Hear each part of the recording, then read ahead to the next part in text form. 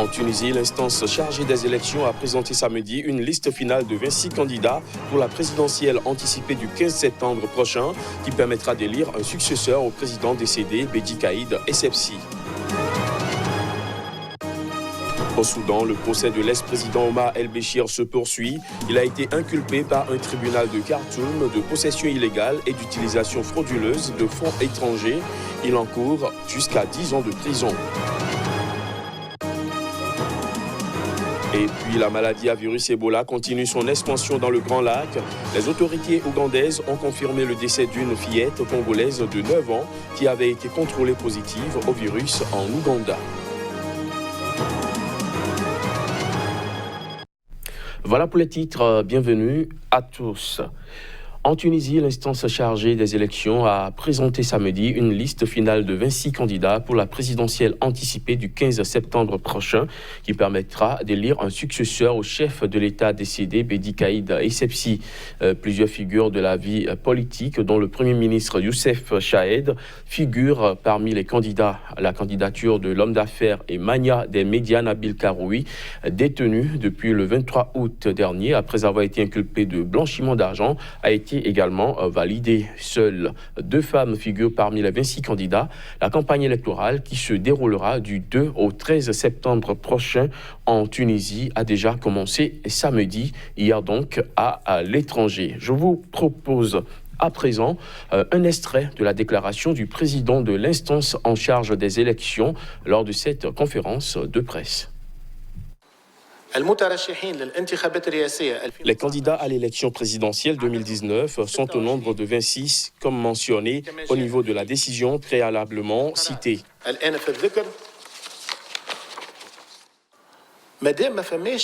Tant qu'il n'y a pas de décision juridique qui prive quelqu'un de présenter sa candidature à la présidentielle, il a le droit de le faire. Et nous avons 26 candidats qui bénéficient de tout leur droit de présenter leur candidature à la présidentielle. Et vous pouvez remarquer que leurs noms ont été insérés à la liste primaire. Aujourd'hui, nous avons annoncé qu'ils sont définitivement candidats à l'élection présidentielle.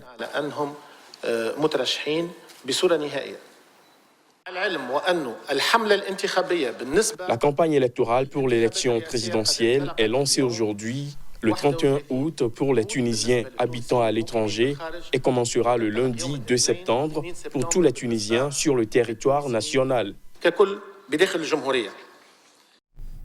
Au Soudan, le procès de l'ancien président Omar el-Béchir, destitué et arrêté par l'armée en avril après 30 ans au pouvoir, se poursuit.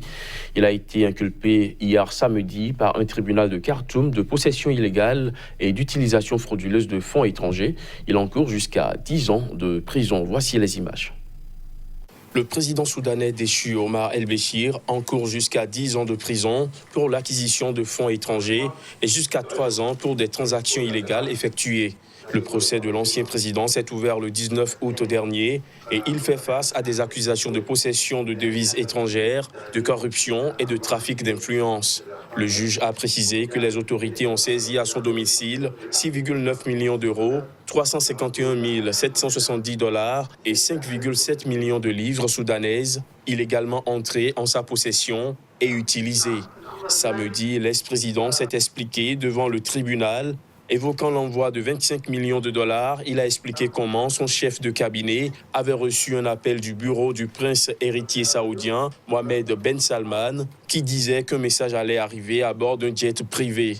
Selon lui, le prince saoudien ne voulait pas que son nom apparaisse dans les transactions, ce qui explique pourquoi les fonds n'étaient pas déposés à la Banque du Soudan ou au ministère des Finances. Les 25 millions de dollars n'auraient pas été utilisés à des fins personnelles, mais en tant que dons à des hôpitaux et des universités et pour importer du blé.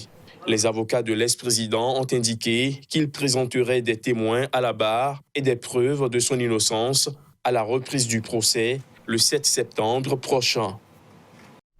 En bref, en République démocratique du Congo, l'ex-ministre de la Santé Oli Ilunga, visé par une enquête judiciaire concernant l'utilisation de fonds publics dans la lutte contre Ebola, a été interdit de sortie du territoire congolais.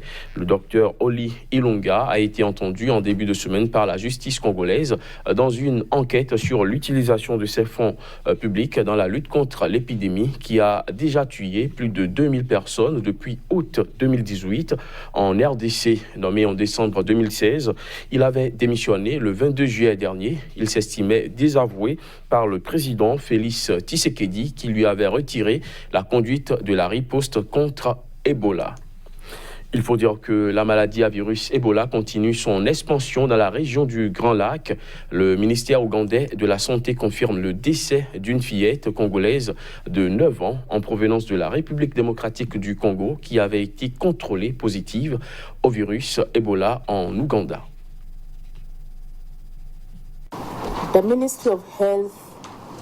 Le ministère de la Santé souhaite informer le public d'un cas important de virus Ebola dans le district de Kasese en Ouganda.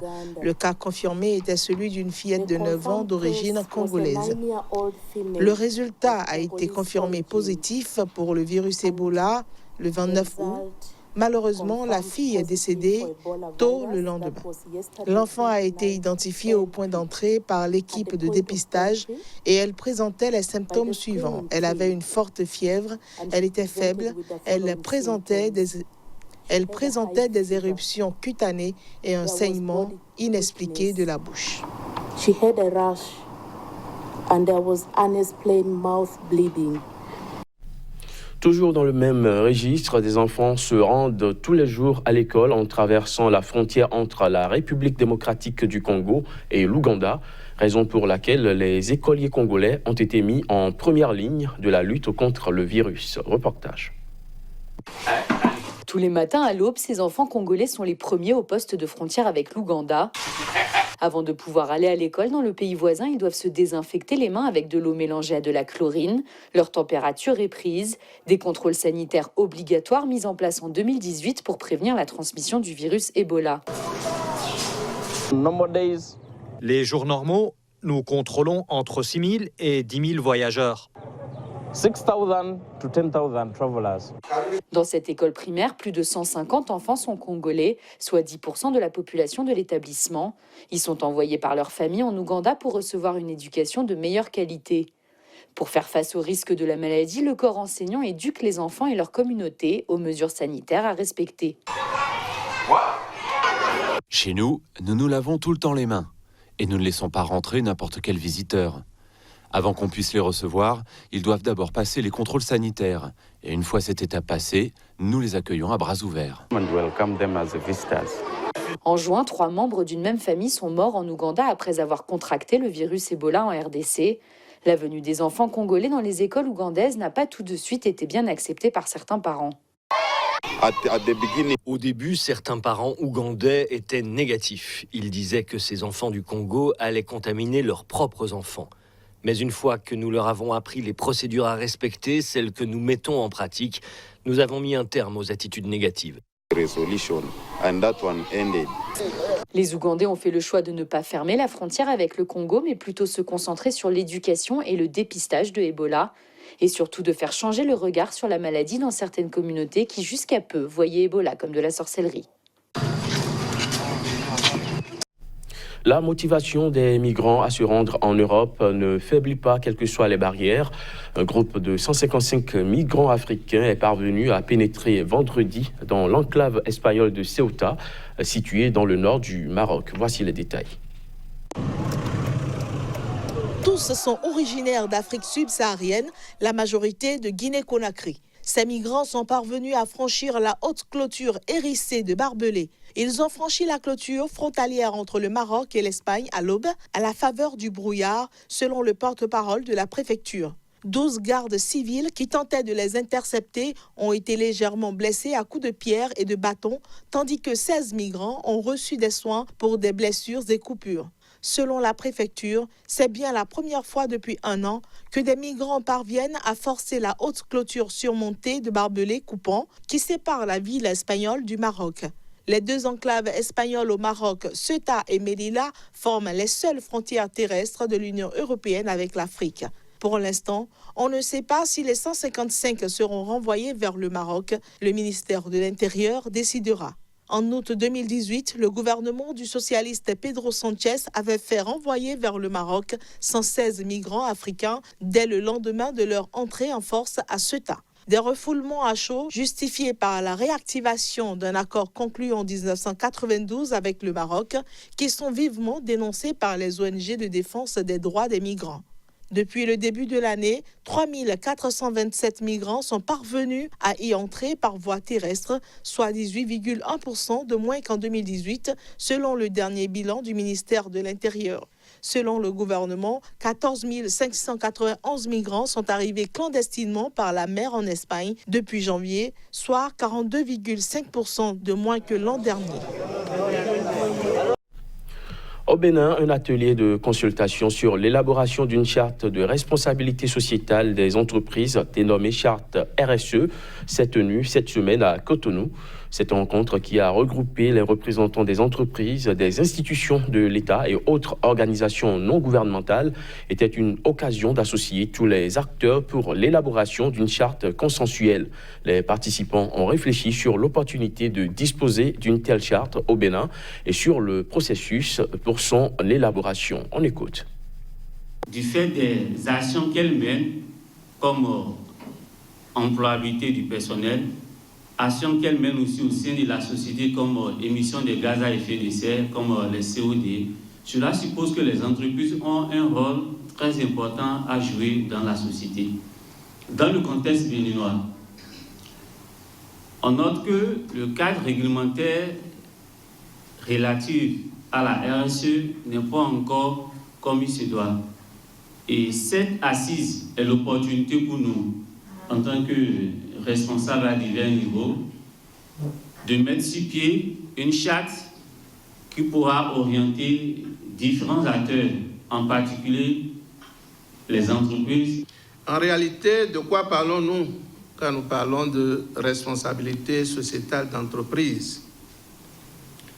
Partons d'une définition simple du concept de responsabilité sociétale d'entreprise qui dit, selon la Commission européenne, que la responsabilité sociétale des entreprises est la responsabilité des entreprises vis-à-vis des effets qu'elles exercent sur la société. Elle est en quelque sorte la contribution aux objectifs de développement durable, ce qui exige d'elle qu'elle prenne en compte les aspects sociaux et environnementaux dans ces activités qu'elles mènent en intégrant certaines thématiques dans leur politique, à savoir le respect des droits de l'homme, le reporting non financier, le dialogue social, la lutte contre le changement climatique et la promotion de la diversité.